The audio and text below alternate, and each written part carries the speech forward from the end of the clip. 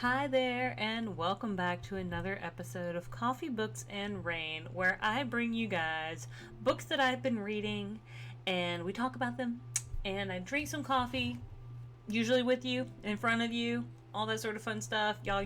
Maybe y'all worry about the amount of coffee that I drink. That's fair. That's valid. I would probably worry about that too, but I know I have a problem. Like, step one is knowing that you have a problem, right? I don't know. What are the steps? I could Google it, but I'm just gonna say that yes, I have a problem with my coffee and stop there because yeah, I like coffee a little, probably too much. However, I'll probably switch to decaf later. It's still early enough in the day that I can have some caffeinated beverage. I got off work. I wanted to record some videos because it's raining outside and I need coffee to go with my books and rain. Yes, that's what we're doing. Please don't look at my hair because, yes, the rain has made it weirdly frizzy and all sorts of stuff. I almost sat in my bathroom and took out my hair extensions in a moment of mania. I don't know, maybe that's not the right word, but I had it pinned up earlier because of the humidity, because it felt like a hot wet blanket, and yeah, almost got out my like needle nose pliers and started removing all the little beads that holds it in place. But then I was like, you know what? No, I will hold off. I will probably remove them this weekend, slowly and appropriately, and then my hairstylist will redo them in about 2 weeks. So, anyway, all that to be said, I am bringing you guys another episode of a book review. This is what this channel's for, is about books and reviewing books. And what have I been reading lately? Well, June was a busy month for me in kind of a mental capacity and exterior of the realm of the internet. So I wasn't here very much. However, it didn't mean that I wasn't reading. And one of the books that I did read was Oathbringer, which is the third book of the Stormlight archive. It is book number 3. Now, one of the first books I did for this series was actually The Way of Kings, which is the first book, and I don't even think I actually did Words of Radiance, which is the second book. But we're going to go ahead and we're going to do Oathbringer, which is book number 3. This book came out in 2017, and it is a girthy boy with 1,243 pages. So I will say that I audiobooked this book most of the month of June, and it was somewhere around 32 hours long, something like that. So if I listened to it for about an hour to an hour and a half a day, back and forth to work, and then while I was either laying by the pool or cleaning my apartment or something like that, that's how I got it done. Because I love the world that Brandon Sanderson has created with this series. I think the Stormlight Archive is one of the best epic fantasy series, high epic fantasy series that I've ever encountered. Now, of course, we have Tolkien and his Lord of the Rings trilogy, beautiful series, and you can also include Silmarillion and a lot of the other works involved in that. That is a whole world that has been created by Tolkien. Now, Stormlight Archive by Brandon Sanderson is intended to be 10 books, from what I'm to understand, 10 books dedicated to this cast of characters, with a few coming and going along the way and all sorts of in between. From what I'm to also understand is I think Brandon Sanderson has a good bit of it outlined. So kudos to this guy for being such a prolific, dedicated writer, because this is not the only thing he's been writing. He has, since 2017, so let's just say that's been, 7 years ago since book number 3 came out. I want to say book number 5 comes out later this year, I think. And I can't wait, because the 4th book, I can't remember when it came out, but I want to say somewhere like 2020, 2020, 2021, something like that. But every few years he releases another book in the Stormlight archive. They always do incredibly well, and they are brilliant. For as long as they are, he somehow keeps the narrative so incredibly intriguing. Could he cut some things out? Maybe. Do I want him to? Probably not, because there's so much in there that really fleshes out the world, fleshes out these characters, develops them in such unique ways that everything that he puts in there, to me, brings a level of value. I think the only thing that for me feels a little extra is some of the interludes, because I have yet to truly figure out where some of those fully fit in. And that is just me. Like, I am not critiquing that in any way. I just haven't figured out personally how those fully fit into the story yet. But in the third Stormlight Archive book, and I'm going to go ahead and kind of give you guys a little bit of a summary from Goodreads, I will say, just right off the bat, that this book has been rated over 250,000 times on Goodreads, and it still has a 4.6 stars in Goodreads. So I'm saying the audience at large loves this book. I have never seen such a high star rating after such a period of time. I give it 5 stars. I think it's brilliant. I hope that my little 5-star rating helps to give it like a little 0.01 like bump. Who knows? But I'm a big Brandon Sanderson reader. You'll probably run across a lot of reviews from me about some of his works. But in Oathbringer, the third volume of this series, humanity faces a new desolation in the return of the Voidbringers, a foe with numbers as great as their thirst for vengeance. Dalinar Kholein's Alethi armies won a fleeting victory at a terrible cost. The enemy of Parshendi summoned the violent Everstorm, which now sweeps the world with destruction, and in its passing awakens the once peaceful, subservient Parshmen, if I could read today, to the horror of their millennia-long enslavement by humans. While on a desperate flight to warn his family of the threat, Kaladin, Stormblessed, must come to grips with the fact that the newly kindled anger of the Parshmen may be wholly justified.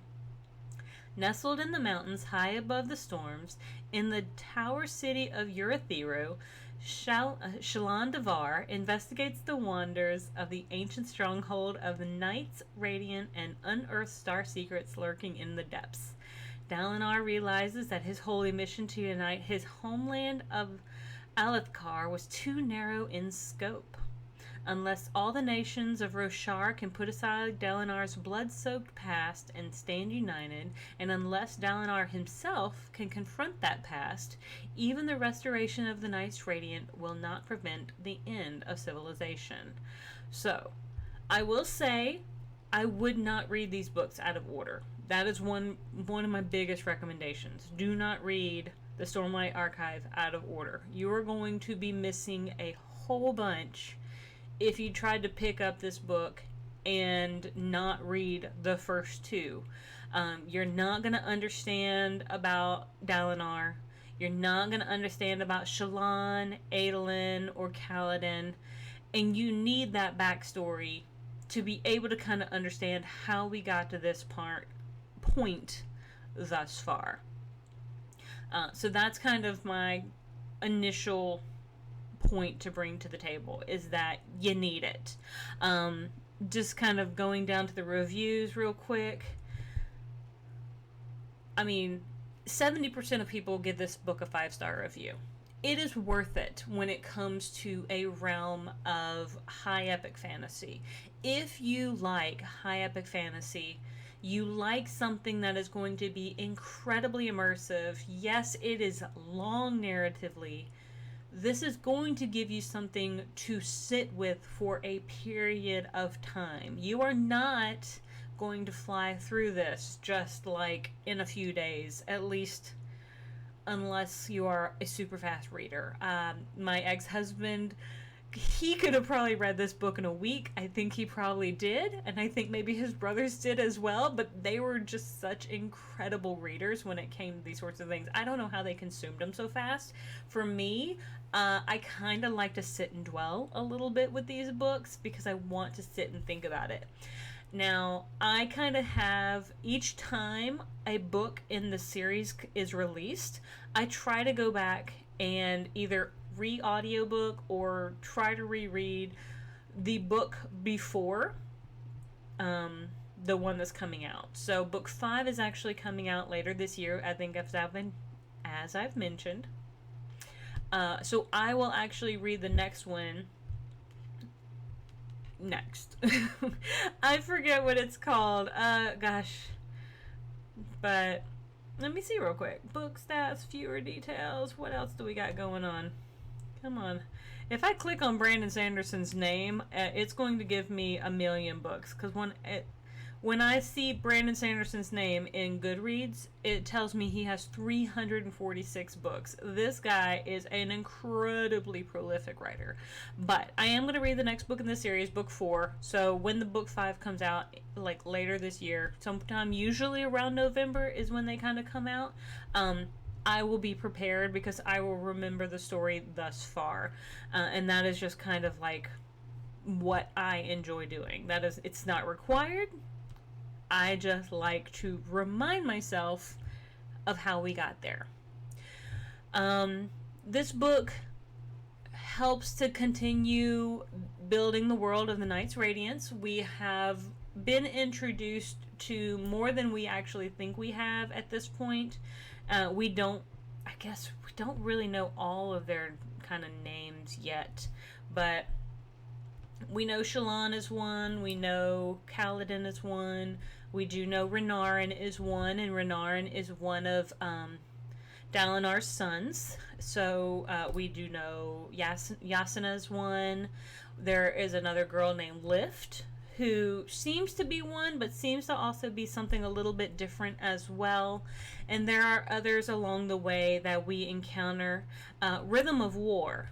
I was trying to find the next book, book 4 in the archive, is Rhythm of War. So that'll be the next one that I encounter and read after this one, which is Oathbringer.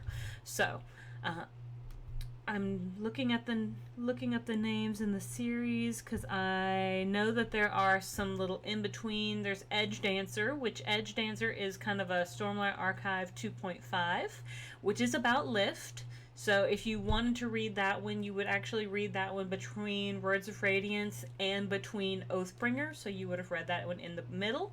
And it is much smaller. It's much shorter. And there is one that actually comes between Oathbringer and Rhythm of War, and it's called Dawnshard. So I may go out and find that one. I just don't know if I'm going to go pick it up yet. But kind of throwing that out there as a possible option. Again, it's such an incredibly prolific, he's an incredibly prolific author. It's such a rich, vibrant world with so much in between. If you want to know more about his Cosmere, there is the Arcanum that you can, Arcanum Unbound, I believe is what it's called, which is about the Cosmere collection. And I think I maybe even have, there's a little thing right here that says World Hopper on it. That, that's kind of a reference to that. I think that up there, that's Dragonsteel. That's from one of the book boxes. So, I mean, I'm not without Brandon Sanderson's stuff. I've got his Kickstarted books as well. But, anyway, I just wanted to bring Oathbringer to you guys. I know I didn't talk just a ton about it, but that's because there's 1,200 pages, and this book just continues the story.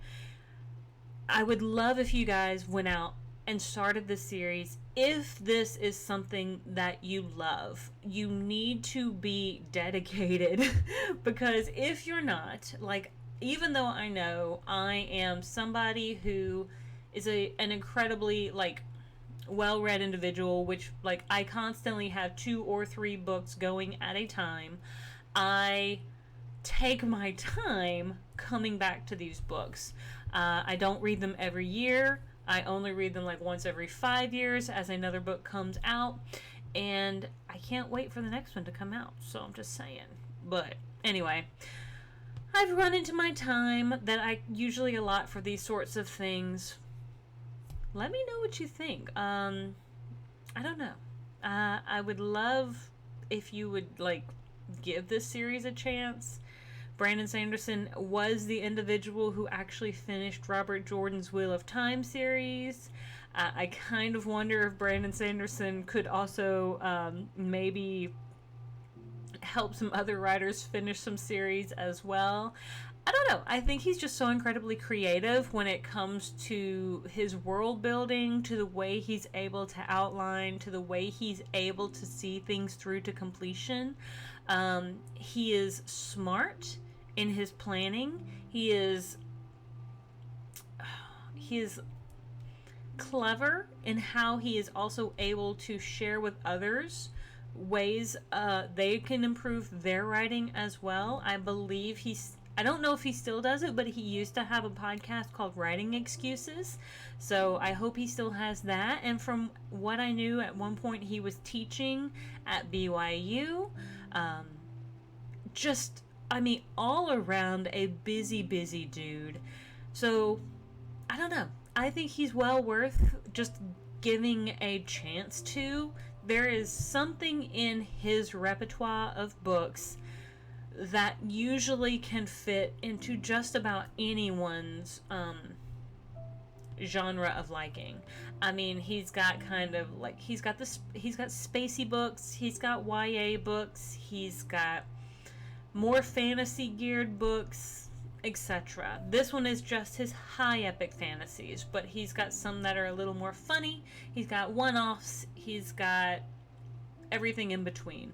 So, leave a comment down below if you're looking for something that you want to read, if you want it to be a Brandon Sanderson recommendation, or just a recommendation in general. What is something that you would want to read? And maybe I can recommend something for you.